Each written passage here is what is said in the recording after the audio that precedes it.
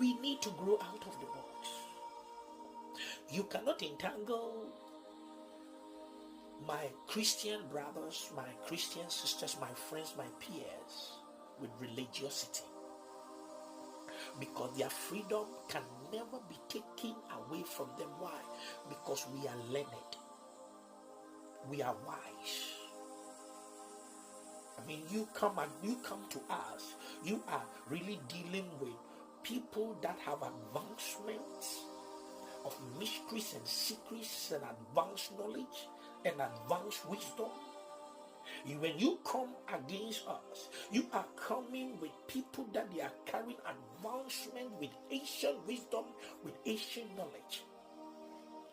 And so that small psychological brutality, those small psychological hypocrisy, it cannot work with us.